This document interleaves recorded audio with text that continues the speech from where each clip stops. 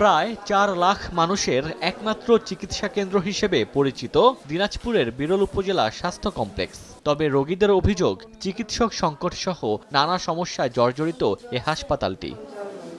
৫০ শয্যার এই হাসপাতালের বহির্বিভাগে প্রতিদিন চিকিৎসা নিতে আসেন ৩০০ থেকে ৩৫০ জন, কিন্তু চিকিৎসক আছেন মাত্র ৬ জন।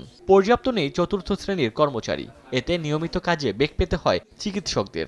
এছাড়া প্রয়োজনীয় ওষুধেরও অভাব প্রকট, আর ল্যাবে শুধু রক্ত পরীক্ষা ছাড়া আর কোনো পরীক্ষা সম্ভব হয় না। এখানে বড় ডাক্তার নাই বা উন্নত চিকিৎসার কোনো ব্যবস্থা নাই। দাওই কিছু দে না, বাজারে কিনতে হয়, কিনতে তো পারি না। যারা একটু স্বাবলম্বী আছে তারা বাইরে থেকে কিনে খাইতে পারতেছে, যারা গরিব মানুষ বর্তমান যে মেডিসিনের দাম তাতে মানুষের জন্য খুবই সংখ্যাজনক। পরীক্ষা নিরীক্ষা করার জন্য আমাদের টেকনোলজির সংকট, বিভিন্ন দপ্তরের জনবল সংকট, এবং এই সংকটের কারণে এতগুলো পেশেন্টকে সেবা দেওয়াটা এটা সত্যি আসলে আমাদের জন্য একটু কষ্টসাধ্য হয়ে ওঠে।